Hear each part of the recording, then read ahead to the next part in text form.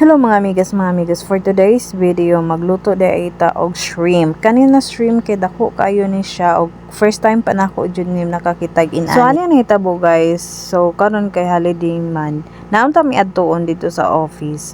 But while nagpadulong mi dito guys, nakita nako ning dagko kayo na mga shrimp na gigunitan sa nagbaligya. Inya tungod kay pinakapaborito man gyud nato ni shrimp sa tanang seafood no. So pagkakita pa lang nako nga nagbitay-bitay siya sa kamot sa nagbaligya, mura jud na ay nangamay na gyud sa ako ang shrimp guys. Kanang mura kinalasa na lang gyud na kong kwarta na asa ako ang bulsa ako pa yung gibutang ato. Mura kog nabudol ani guys, pero unsaon ta man na sa atong pagkabusawan di man jud nato ni mapugngan. Charot. So ang nagluto day ko guys, nakamata pod ang akong anak. Unya ko makakita ni siya sa ako guys, magsige manigpilit sa ako. So ako na lang sang gikarga. So pagkataod-taod guys na nakarelax na ako ang baby, nagproceed na dayon ta og himo og sauce. Sa pagluto dayon nato sa shrimp guys, ako ra to siyang giluto og Sprite ug wala na ko to siya gibutangan og tubig kay na may tubig daan ang ulang. So after ana nagluto na lang dayon ta og butter sauce guys. So ako lang gibutang dire is mga sibuyas bombay, ahos,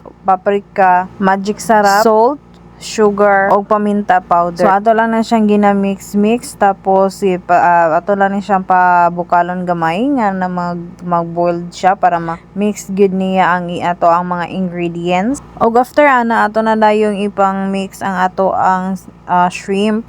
Din ato lang nang gipabukalan gamay para murag munuot pod sa shrimp ang ato ang buttered sauce. So after ana ato nang gibutang i-plaster na nato kay mga ta.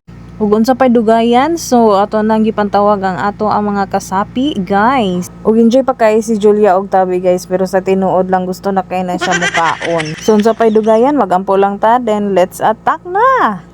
Tinuod jud ay guys nga dali ra kaayo pantapokon ang mga Pinoy. Tagaan lang nimo na siya pagkaon, magtapok na lang gamay chika-chika, then sold na.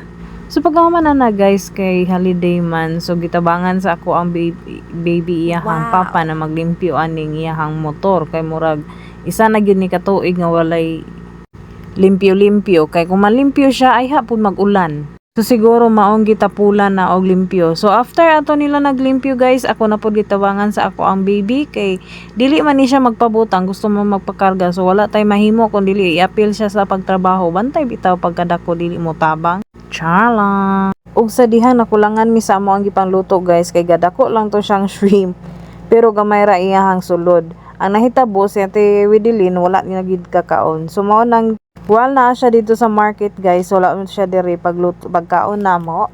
Amo na lang siyang gipapalit dito og shrimp pun nagagmay dili kay pareha ato kadagwa pero dako gihapon ni siya. Gi-repeat lang nako ang process, then ato lang dayon siyang i-prepare kay since hapon na pod og manihapon na sadta. So ako na lang gigamit pod ang sauce kaganiha guys nga na sobra ato mo ang giluto kay sayang man kayo, lami pod kayo siya duduan o kanon. So ang sauce pa lang daan ulam na guys, dili na kay nimo kailangan o unsa pang mga chichiburichi. So lami gyud siya na pagka luto. Dali ra kayo ang pagluto og shrimp guys, kailangan lang gyud nimo siya bantayan nga dili siya makulang og luto o dili po siya masubraan. So that's all for today. Thank you and see you for the next video.